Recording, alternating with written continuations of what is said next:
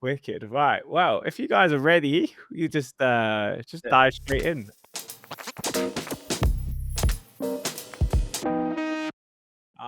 It's not super regimented. This like I don't know if you guys looked over the doc, but we'll just keep it as like a chill kind of conversation. So I'll just kick off with the intros. So yeah, we're doing Months in Motion today. I don't know if this is going to be a monthly edition, if this is going to go out as and when. I've got a flyer going in front of my screen. But we are doing it today with Studio Drama. So Studio Drama position themselves as a new class of type foundry that bring brand first perspective to custom type design. Studio's philosophy is centered on making typography more accessible and less hierarchical, with the team welcoming client input and sketches rather than viewing them as an interference. The Drama team have worked on font faces for many global businesses like Vogue Brazil, Mozilla, RSPCA. We also the DNAD, which we chatted about with Lisa earlier this year. And today we are joined by their two founders, Chris Nott and Will Richardson. So yeah, super excited to have you on board. We also got Jack from the studio making his second appearance. Nice. Hello, full team. And that's it. Wicked. Well, I guess one thing I'd like to chat about, I kind of obviously just the talk we were just having around JKR, and off the back of a small chat I had with Lisa about this when we were on the podcast before. You obviously kind of predominantly, similar to us, work with other agencies, right? Like you kind of mainly fit into other agencies as part of their team. How was that kind of journey from, I guess, setting up shop to like getting in with these agencies, becoming more of like a partner? How did you kind of like first kind of get in and then grow and build those relationships with agencies to become such a like repetitive repeat supplier for them? I think it helped a lot, I suppose, with our backgrounds. Our background, both mine and Chris's background, is in branding. We've been doing it for what we had when we started at well over 10 years at that point. I dotted around quite a few different agencies as a freelancer and as a full-time person, purposefully jumping around, knowing that something like this, or a business like this, was gonna be built at some point with someone. And I personally want to see all different sizes of agencies. One, to obviously build like a contact book, which has ultimately come to help us a bit down the road, but also to see how these different sizes of businesses run. So, you mentioned JKR, the last one there was probably one of the larger ones, and it was really interesting seeing the way they push out creative work every day compared to a very small one. And obviously we're a bit of a smaller agency in comparison. Chris, it can speak his own history, but he stayed in one place. Bit of a lifer, yeah. So I stayed at one agency for around 8 years and kind of worked my way up there. But I think that's kind of gives you a good idea of also Will and I's different energies as well, in terms of how like we approach thinking about projects too. So yeah, it was a big benefit of definitely Will's, the fact that he networked so much and did work at JKR as well, which was a big help. I can imagine. We very, very quickly found out, I suppose this happens just through like trial and error as we were building the business, and we started to really hone in on like custom type as an offering. We very, very quickly found out that clients generally don't know they need custom type until a branding agency tells them, large proportions of the time. Sometimes there are other drivers, and we have quite maybe 20-25% of the time we have a sort of direct line with client without going through an agency. But so often it is something that is proposed to them. That's not something they necessarily are fay with or particularly want themselves. They don't realize it at that point. So we did realize that was, okay, if we want to hit more of those briefs and get more of those briefs, being friends with the branding agencies, some of which we worked at, is a good way of doing it. Yeah, definitely. And then another thing that we like to do as well is, frankly, the other director and I, more often than not, we go and do type talks at other agencies. We talk about the power of custom type. We show some of our credentials, a little bit of our ethos, kind of explain how type can be more of a tool for brand identities. And then off the back of that, quite a lot of the time, we'll then get kind of an email or a message from the agency that we've just spoken at and talk about collaboration. So it's a really good way of us getting into some of these places and really talking about the power of type and how important it is for modern brands. Yeah, nice. That's something that Jack and I actually been working on. We're going to start taking a leaf out of your book a bit there and doing the rounds on some motion presentations. You were at 4 People recently, right? Yes, we were. Yeah, nice. Did you meet James Addison? Yes, that was actually a really good session. That was the full agency, big screen, microphones, proper setup. Had loads of people dialing in as well. It's literally like door-to-door sales. Yeah. And like creative agency version. And you know what? The hustle does work. And like, the hit rate is strong. It's strong. Like if you go in, put the effort, and like it sounds like you guys doing it as well. It does genuinely help because people just get flooded with emails, especially like now AI emails even work. Like trying to work with me sort of thing. But when you actually go in person, it just makes such a massive difference. Might have to be cheeky and ask for you to send it over so we can peruse through while we're doing ours, get some ideas. Now, you know, people still buy from people, you know, and I think the human aspect of our job is still so important. So I think the more you can think about your work in that way, I think so valuable, you know. So as Will mentioned, the hit rate is strong. We love doing it. You're also kind of educating people at the same time a little bit as well in some agencies, which we love as part of our process, whether that's with clients, directly brands, or again with creative teams as well. Yeah, totally. Amazing. I'm really interested around, you know, how your workflow kind of differs between when you work directly with clients versus with the brands, because that's something, at least for us, always sometimes you really see the difference when you're working directly with a client versus with an agency. Now, I think we've been very lucky. So the brands that we have worked with directly, they've had amazing creative teams that have been super passionate. Yes, some of them might not have necessarily been that educated on type design, but the passion for the creativity, we've been very lucky to kind of work with teams like that, you know. So I don't know, I'd say there's a lot more on the educational part and that aspect for sure when you work directly with brands a lot of the time. But I mean, if they have a strong creative team, then it's almost kind of like for like with agencies, I'd say. Yeah, pretty much. There might be a few more shares when working with an agency, just because you've almost got two levels of client there, right? So you've got like the agency, and you get past that one, they might have a little bit of feedback, and then finally going onto the client. But sometimes we might be really heavily involved in that presentation. Sometimes the agency is just looking to take it as part of obviously a larger brand project. So yeah, potentially a few more shares, but yeah, largely everyone's pretty open and flexible. Yeah, I think the storytelling aspect as well of the decisions that we've made typographically is also really important. Just think about strategically how to tell that story back to the client. What are the wins that you can then kind of visually show them as well? Like, is there a characteristic from the logo, for example? You can start building that story out. But yeah, I'd say kind of justifying your ideas and really kind of honing in on that is really important. But I think, as Will mentioned, coming from branding previously, we always had that as part of our process. So we've pushed even harder on that now within the type design process too, which I believe makes for a better project from the get-go. Yeah, that's that. Out of interest, have you seen like a shift in the weighting of like working with clients versus agencies? I mean, obviously as you grow and become a lot more kind of notorious in the industry, but also just coupled with the fact that like I think there's a bit of a trend going on where a lot of brands now are up in their in-house teams and growing their creative teams. And there's a conversation I had recently around independent agencies rising up a lot more and kind of step into big players directly. Have you noticed that in kind of like recent months, like this year, for example, where you're working with more directs than you are with agencies? Yeah, there's as you mentioned, some of especially the larger corporates that we tend to attract a little bit more just because of the clients that we show off on the site at least. Definitely have started bolstering those teams, and I would say they're conversations we're more trying to have with them. We're less getting inbound from them because we do understand that so many of those decisions are now made, you know, within their new sort of creative teams rather than being given out to the various different sizes of agencies that might be on their rosters. But a little bit, but perhaps we might have to wait a little bit longer, PR a few more things. You'll get a few more direct ones for sure. Nice. And when you kind of work with agencies, like what is it that makes it special about like working with you? Lisa was, of course, singing your praises around just being able to pick up the phone and just kind of like hash stuff out. Like, what would you say makes your approach quite unique and keeps agencies coming back to you? I'd definitely say it's the way that we think about custom type design. So although I traditionally work with a more traditional type foundry, they might think of things like differently, but we're always thinking about the work we do through the lens of brand.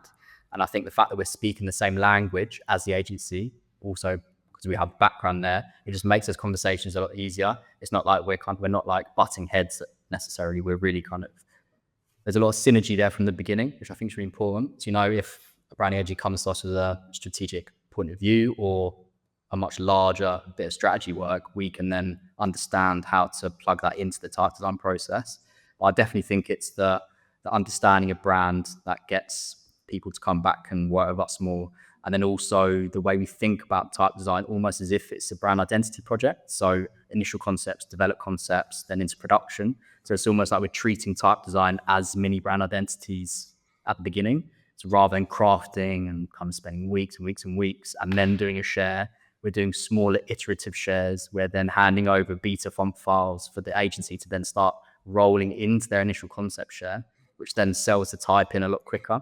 I definitely think it's a mix of those things. I think that people are really enjoying about our process. Yeah, we had commissioned a lot of custom type within our careers as well, especially myself at branding agencies, and there were definite sort of things that frustrated me that traditional type foundries did at the time. I'm not sure if that's the case now, but we learned a lot from those, not failures, but irritants, and made sure that we weren't doing those things. So like being super flexible, being super collaborative. We quite literally sort of design in the deck styling of the particular agency that we're working with. So, just the little small practical things. So like instead of us filling me a PDF with loads of text strings in our studio drama style, there's no point. You may as well do it in the new brand or whatever the presentation style is that they use. So it's just little things like that. We're like, okay, well, this makes it a little bit easier. It means they might come back to us again. They might enjoy it a little bit more. And it just makes it all much more fluid. And also that storytelling aspect that I mentioned previously, having that within the deck that we'll then supply, I think really helps the agencies as well. So say sometimes we get asked to come into the actual share with the client. Sometimes we don't. But if we don't, we always want to make sure that the deck that we send over, the creative we send over, has a really strong narrative to it. So then that agency can take that, change it ever so slightly if they need to, and then tell that story again from their point of view. But yeah, we always like to think about just giving the people we collaborate with the best tools possible to get the best decisions and the best creative made. Nice. Make their life easy, right? Exactly. Accessibility. We're trying to make type design as accessible as possible, make it easy to understand, easy to buy, easy to create. Really, really important for us because, as Will mentioned, there's a lot of challenges previously that we're trying to build a business that has none of those, so it's important. Amazing. In terms of like talking through the work and how you present the work, has that always been your approach in terms of like talking it through like a narrative, or is that something that's kind of evolved over time more? I think that's been pretty much from day one. Very strategic in our approach. Obviously, largely and normally always aligns with the brand strategy of that particular brand that's being worked on. But we've even just from like a typographic or hierarchy perspective, or when you're building a family, that will again be strategic. So it'd be like, where's that brand showing up, and digital, what size, etc. It's like, okay, and then we start to figure out the family that way. So it's strategic in multiple senses, I suppose. Very, very important. Yeah, I mean, ultimately as well, it makes your lives easier, right? In terms of like feedback, and questions they might have, if you can answer all that in one go, it just makes the whole process easier.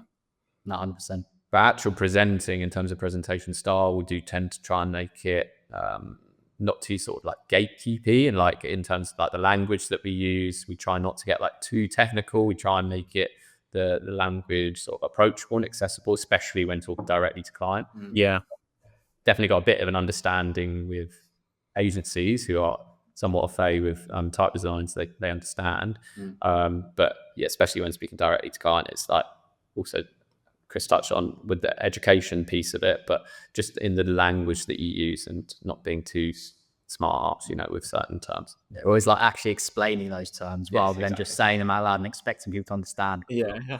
But we have this really great slide in the type talk where we kind of flip the typographic terminology on its head to make it as easy to understand as possible, which you'll see when we send it over. But it gets a laugh every now and then.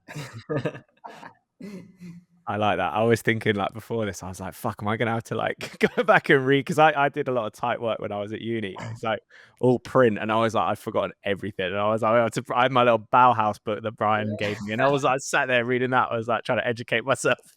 But it's when that's the exact reason for that page. Is like, as long as we all know what part of the letter we're talking about or the thing they're trying to describe, then we can still have a very good conversation about type design. We don't have to use all this terminology, but that's the great thing that we like about it, as we'll mention, that educational part, is the clients will then learn, and then in the end they're using those terms back to you, and you're like, yes, we've won here, that's great. Like you can really see the passion in it as well. So that's always a big bonus of a lot of the collaborations that we work on too. Spot on. So in terms of like, obviously, I think custom type's been really rising recently, which is obviously great news for you guys. I'm curious as to hear from your point of view. Like, I've got kind of reasons in my head, but I'm curious to hear from the experts. Like, what would you say to clients that are like looking into investing in a custom typeface? Like, what does it allow them to do on top of what just licensing like a standard font would do? Yeah, sure. Well, we have this mantra at the studio where it's all about don't borrow your voice, build your own. So it's all about really thinking about how you can craft every single letter in the alphabet that you're then going to use for your tone of voice, for the layouts in your out of home campaign, for example. If you can really craft every single detail of that, make that as ownable to you as possible.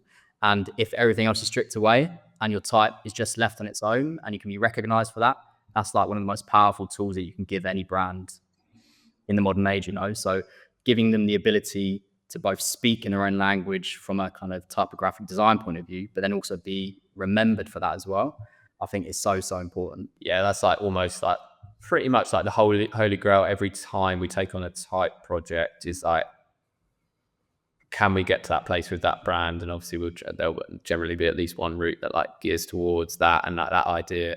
And we saw it very beautifully done by Wyden and Kennedy for the recent Heinz campaign, where they sort of stripped away the logo itself and then just used the headline typeface that we worked on recently within that setting. And it's just like that. It's just the best advert for custom type I can possibly ever say. Yeah, it's just that being used and it's like recognized. Obviously it helps that it's Heinz, it's a really recognizable brand anyway, but that's the goal. That's if we can get every client to that place, then that is a very good investment. Yeah, 100%. That singular asset has done so much for us in the last few months. Like it went wild on LinkedIn. I don't know if you remember it, but when we then launched and started to talk about the Heinz custom typeface family that we worked on, it's just opened up a lot of doors for us. Yeah, it's been great. It really shows the power of custom type in a very easy to understand way. Yeah, I really love the like the case study video you put together for that. Like it really shows, how the font was built, like all the use cases, just like in a really simple video, like no audio is needed. You can just watch that and really understand the craft, the detail, like all that went on into making the typeface. Yeah, especially and with that Heinz one as well, it's like people recognize Heinz for that headline typeface, Heinz label. But one of the other challenges that we had for that project was to create a sans serif version of that was designed for more hard working spaces like body copy, but had to still retain the same kind of DNA that people were so familiar with. So I'd say that's another big benefit of custom type, the fact that you can expand out the DNA that you've created or exists before and use that to create a second familiar tool that then just makes that brand or that product even stronger. So yeah, I'd say that's another major benefit going custom type and direction as well. Equally, that will help as well if you're looking to open up in different markets and you want to speak in a very similar sort of visual way, which generally, a larger brand would want to. There's some consistency there as well. So rather having to pick something off the shelf, and you might have a custom in, say, a Latin script, and picking something off the shelf, say, in an Arabic script, you could actually match them both and you have the same feeling sort of globally. That's another real benefit. 100%. Have you worked on any like typefaces for other languages in the past? Yeah. So we've done a couple global expansion projects. One coming out very soon, actually. Very iconic brand that we can't but we can't see. You'll see it very soon. Yeah, but yeah, it's, that one very recently. A lot in our careers in general, I'd say, actually, as well. Okay, interesting. How is it like working with a whole different language? Do you need to have much like understanding, or is it literally just like looking at the characters and So some languages and scripts you can get away with more from just more of a stylistic typography point of view, but others you have to be kind of a bit more of an expert within that field. So we always collaborate with people from the regions and countries that we're creating a typeface for, to make sure that the decisions that we're making feel authentic and appropriate to that culture as well. You don't want to make a typeface that you're like, oh yeah, that's great in Latin and for us in our eyes, but it might not necessarily feel the same way for someone else. So it's really important to make sure that we involve the right people at the right time for those projects as well. Especially if you are going to be moving and expanding out into a country that might, from a stylistic point of view, be completely different, you know. So we might have think of one characteristic looking a certain way here might have a completely different meaning somewhere else. So very important. So yeah, it's interesting. And some design ideas translate really well. So certain scripts, just because of the way that script is designed and written, so some ideas we might have created in Latin look perfect when you sort of translate it, and some not so much. It completely depends. Like taking Heinz as an example, that would, even when that becomes maybe a more global piece, that will translate particularly beautifully across sort of Arabic scripts, Asian scripts as well. Yeah, and CJK, so it would be great. So yeah, we get asked a lot to do these kinds of projects, but it all comes down to a kind of time frame and deadlines, stuff like that. But yeah, we're getting more requests for that recently, I'd say. Yes, it's great. Amazing. And with like a lot of these fonts now end up being used on like billboards, in motion, do you ever have to kind of consider that more in terms of like how a font will look and how a font could move as well? Is that something you explore in the early stages of development when you're looking at the fonts as well? Yeah, 100%. I think that kind of initial engagement piece, when we're all trying to work out what kind of typeface family we're creating, so to put out of home, would there then be a scenario where they also need to create a typeface really small for back to back as well? So then what is the hierarchical approach we're going to take with that? What are some of the design decisions that we need to make? Is that then a display typeface that also has a text typeface as well? What are the characteristics that we can borrow? What are the ones that we have to optimize for specific scenarios? So that's always really an interesting part of the project, like really thinking about the strategic use of the tools that we're making and where they show up. And to the motion point as well, obviously variable fonts, perfect for motion design, you know. But variable fonts is an interesting one. I think there was a big boom in it, and a lot of the time clients come like, we want a variable font, but then we're like, why do you want a variable font? Is there a reason for that? You know, like what is it that you feel like a variable font's going to give you that a static one isn't? And then we go on a bit of a journey with them to think about what's appropriate from that point of view as well. Yeah, it's great for motion teams. So it's great for that particular agency you might be working with, and they'll have a lot more sort of flexibility in terms of how that brand expresses itself in motion. But as you pointed out earlier, that we have found there's also started to become motion sort of resource within some clients themselves as well. So that is potentially a great use of variable.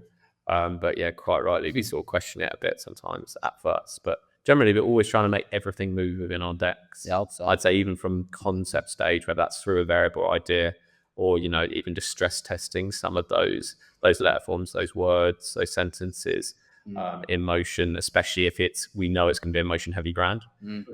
Less, you know, that's less important perhaps for something which we know is just going to sit on pack most of the time, for example. Exactly. And you can start to think about what the variable approach to the typeface is based on the brief that's come in, for example. So most traditionally, variable fonts are great for width and weight.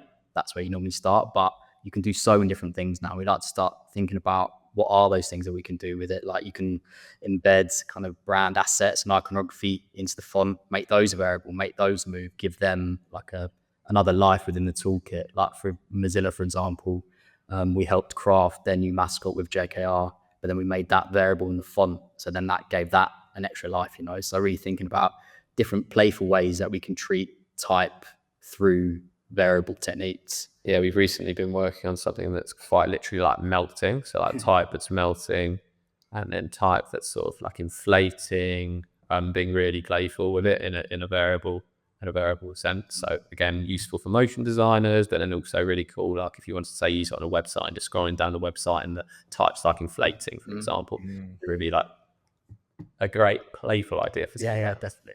And that's then thinking strategically about why we're making it variable. Exactly. It's not just we're making it move for move's sake. We're really thinking about the decisions about those things, like why. Always ask why. Yeah. You might end up giving something to someone and they just go wild with it. It doesn't work, so.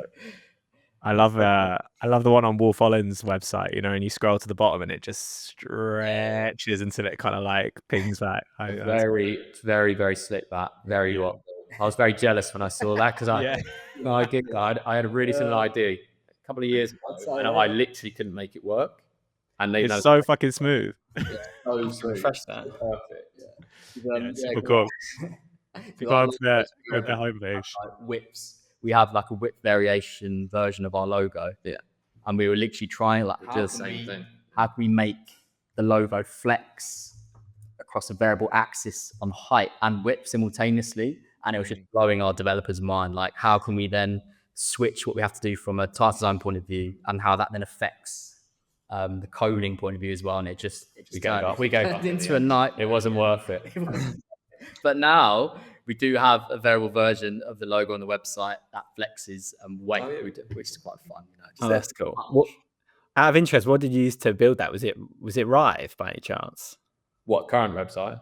No, onto the like flexible text on the website, because I know that's one that like I've been hearing a lot around, like Rive being used to like these integrated text animations on website and to giving you a lot more flexibility.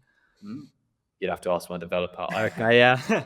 Really no clue. I can sit here and pretend like I know what you're talking about. We won't take that one. Did you two watch the episode I did with Brian Collins, the first episode, by any chance? I have not. I haven't seen some clips potentially. You should check it out. Towards the end, he was talking about the work they did for Disney Freeform and basically just like really being able to like fuck around with a typeface, like stretch it, warp it, mash it all up, and like keep it recognizable. It was quite it was really interesting chat. So definitely worth checking out. On the subject actually of motion and type as well. Earlier this year, we spoke with Phil Garnham, the ECD at Monotype, and he had a few interesting things to say, one of which I've pulled, which was in the age of adaptive branding and AI, the notion of rules and type principles set in history are up for grabs. I'm curious, from your perspective, how do you see the rise of popularity with like kinetic typography changing the traditional rules of typography that have been set for a long time? Changing the traditional rules, eh? I see a lot of messy websites coming. This is a big problem with variable fonts. Actually, a big problem with, and that's again why Chris would question like, why do you need a variable font, right?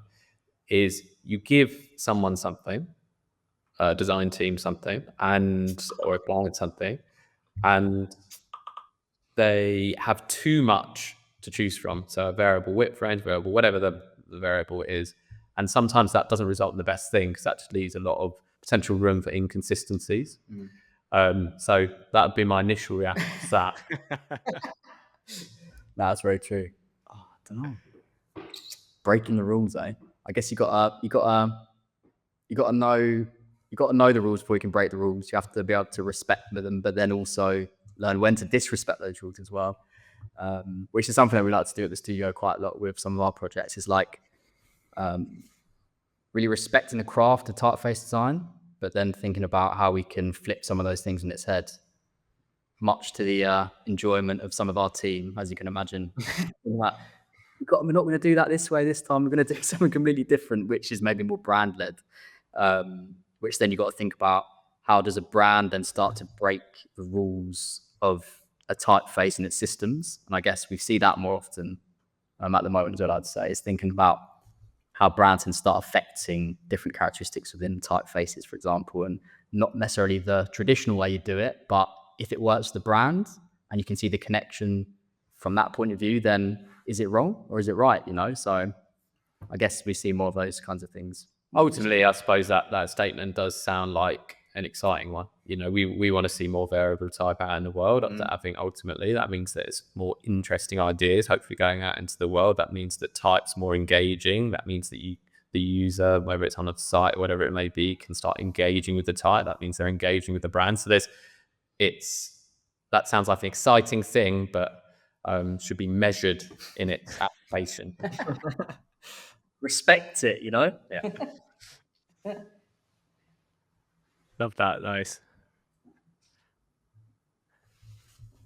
I was waiting on Jack. I didn't know if you had a... Oh yeah, no, it all sounds good. Yeah, I think that's everything from me. Cool. So I am excited to hear. Obviously, I remember we had a really good chat post DNAD, but I don't remember the conversation too well because I was it was post DNAD and we were out for after drinks. But your studio has obviously been making loads of waves. Like I'm just seeing you absolutely everywhere at the minute. You know, collaborating on just incredible brands, incredible projects. Like your work is really, really, really kind of like standing out from the crowd. I'm really interested to know like what the future holds for Studio Drama. Obviously, you're a tight knit team now. Do you see yourselves kind of growing the team out? Do you see yourselves kind of pushing to work more directly with brands? Like, what's the kind of future looking like for Drama? Growth for sure. So we've been steadily growing over the last year, I'd say. There's now 8 of us, which is quite a nice size. I don't know if we're going to get much bigger, but no. Again, there's a beauty of sort of honing in on one craft and one output. It's not like necessarily bringing a whole brand together, which requires art director, motion designer, brand designer, creative director, all these people that have got to bring all this amazing work together. It's a lot leaner, the team. So we really love that, and it's just sort of a pure idea that we can always be pushing out in terms of work. But in terms of the future, we talk about how what's the word you use? What have you seen on the high street? Omnipresent. I think that I don't know whether that sounds a bit like crazy. No. I think it's having our work seen in as many places as possible. I think that's something that I always personally wanted when I went into the creative industries in general. I wanted my work to be seen by the largest amount of people, and the projects that we're working on, the clients that we're working with, do definitely enable that. And I think that really gets us excited as well as it does the team as well. Now, yeah, Frankie, the other director, he's on a mission to get more brand direct collaborations as well, you know. So we love working with agencies, but we love working with internal creative teams as well. So definitely going to see, hopefully, more of those kinds of projects come out soon too. And yeah, just more collaborations, different agencies, thinking about getting more kind of connections and relationships more globally as well. So yes, we work a lot in the UK and a lot in the US, but we want to try and get into kind of South America. We have some links in Japan as well, which is really exciting. So hopefully you'll see some things emerging within those areas too, which I think is super exciting. And I do always think, like, when a week goes by and I think, oh, I feel like, you know, we've done that sort of brief, we've done that sort of thing. And then like a new brief will drop and like, it will like blow our mind. Like, I never thought about working with these people. It's incredible. The idea behind this is amazing. I think so often when we're getting briefs, I was faced specifically from agency, is there's been a lot of thought that's gone into it up until that point. So it's a really lovely sort of idea that they send across to us, and beginnings of potential ideas that we're going to start creating. So it's a very exciting thing to receive, and I think, you know, it's even very recently we got one through Delight. I never even imagined that this was even a job, this particular thing that came in. So quite hard to explain about, you know, but it's a crazy thing, and it's but very exciting, and it's definitely what we sort of get up in the morning for. Yeah, for sure. And then talks as well. So we're going to start doing a lot more talks. So we do talks to agencies, but we're going to start doing more talks, larger crowds, different events. We've got Paying public, which means these talks have got to be very insightful and inspiring, you know, which is a big responsibility, but we really enjoy doing it to agencies. So yeah, we're really kind of hyped to be able to share more of our passion and the power of custom type, and just more broadly about the industry at the moment. So yeah, super excited to do more of those this year as well. Any dream brand collabs? that you guys have got? That's a good question. Any what, bro? Dream collab. Oh, dream collab. Oh, always football. So I always answer this with football because I still have Just football. honestly just football. It's the fact, right? I did used to answer this question with like specific teams, like I support Liverpool, so I'll say things like that. But ultimately, I'm just get me a football team. All I want is some ideally tight. So obviously type as in a number on the back or whatever it may be. But you know what? I'll take anything. I'll take a little mark or just some shirt. Yeah. So I can put it up on my wall and I can live my little boy's dream. It's like all I want. That's all I want. Is it much to ask? No. Well, if there's any sports marketers listening, they better go down and hit you up after these. We're ready for it. We're ready for it. No, we actually have got a few interesting meetings coming up within that space. So Yeah, we do. Yeah, hopefully. We're getting fingers crossed. We're getting closer. We're getting closer to ticking off. What's the one we said the other day? Oh, Rolex. Rolex. Oh, that's a good one. We decided the other day Las Vegas Sphere. No, Aim yeah, big. Yeah, nice. Yeah, that's got to be like the Mecca, isn't it? No, yeah, exactly. Promotion. No, I think mine are just normally just getting type as big as humanly possible. Yeah. Whatever that may be, that's something that I'm really into. So if it's physical as well, even better, you know. But football and large type is usually our go-to answer, I'd say. Watches. And how long till Monotype try and acquire you, do you think? And that is, Do you know, people ask us this question really directly. yeah, All the time. That's, it happens in our industry, doesn't it? We don't necessarily have a retail library. I wouldn't tell you we're potentially that even appealing in that sense. But no, we're very happy being the David versus the Goliath in that sense. it's a very good answer. I like that. It's a great answer. I love it. Well, yeah, I mean, you guys are smashing it, and I'm very excited to continue to watch your journey and see all the new stuff that's going to be coming up. It sounds like you got a shitload of stuff that's just on the horizon, so my eyes will be very much peeled. And we're going to be hanging out in a couple of weeks, right, at Paradigms. We are. Yeah. Have you checked how hot it is there? Because it's like 36 degrees. But yeah, yeah, it's not. I mean, I've acclimatized a bit now, being out in Portugal for 2 years. I'm like, I wear jeans in 28-degree weather now, so I'm hoping I'm like, yeah, you know. I have not. but I think it's going to be a different kind of heat in it out there. Not built for that kind of temperature. Yeah, really looking forward to that. It was such a well-organized event. Like when we went last year, Chris didn't go last year, but me and Frankie did. Our business director, and it's just so well done. And the one this year looks even better. Sleeping in the desert on the final night. That sounds. We're gonna go to the Gong Bar. Oh yeah. Sound bar. Are you doing a sound bath? Oh, you're doing the sound bar thing. Well, yeah, we wanted some of the other ones, but they were sold out. Yeah. Obviously, Jack and things Quad Bike last Racing. minute as usual. Yeah. So that meant sound bath, but it does sound quite nice. Maybe not if you're hungover. Amazing. Well, I'm looking forward to it. It's going to be, I'm sure it's going to be a fun. This is like an extra day we've got as well, right? Pretty much. Like there's the welcome thing on the Monday, Tuesday, Wednesday, and then home time on Thursday, right? Yeah, it seems really good. Never know. You might get dragged up on stage again. Oh, Feel like no. Can't. That happened last year. Lisa dragged me up. That was great. Yeah, I think It was I remember good. that. It did help with the networking. I've got to say that. But I don't like going that unprepared. That's like stuff of nightmares. I literally did have, not a nightmare, but like a dream the night before that was going to happen, and then it came true. I couldn't believe it. But it was good. That was great. I was getting messages from Frank of photos of Will on stage on holiday. I was like, what the hell is going on here? How's this happened? So is this going to be your first one, is it? Did you go, have you been before? Or I know, it wasn't the first one. Wicked. I missed it by a day last time, and I was even in Italy as well with my wife, so I thought, just missed it, but we're here this time. Wicked. Well, yeah, I'm looking forward to it. Jack and I are both gonna be there again. So Yeah, good fun. Right. we'll have a few drinks together in the sun. Yeah, we've got quite a lot of friends here. I love friends. So it's going to be a really good gang of people. Yeah, it's always a nice crowd there. Like I feel like, I don't know, it's almost like homecoming whenever you go back now, because it's like the same group of people pretty much year on year. A few people actually I met in Cannes that I convinced to. I swear I've already said this to the Paradigms team. I'm like, I need to be on commission. I swear I've sold so many tickets for you guys. It's going to be good at that. I feel like you're going to be good at that, Jimmy. Yeah, we missed out again. It was all there. The plans are there. All the plans are there. Next year you have to come. You got to make it.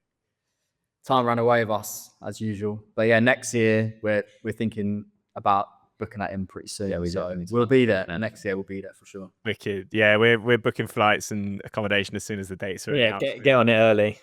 We got to be out there. It's wild. It looked good. It's crazy. I felt like I was in a film for like a whole week. It was insane. Absolutely insane. But yeah, definitely get it in for next year, and we just keep having meeting and having beers in the sun, apart from when we're in London. No, yeah, it's true. Surely gonna have to collaborate on a project soon. I think we have to. Oh yeah, that'd be fun.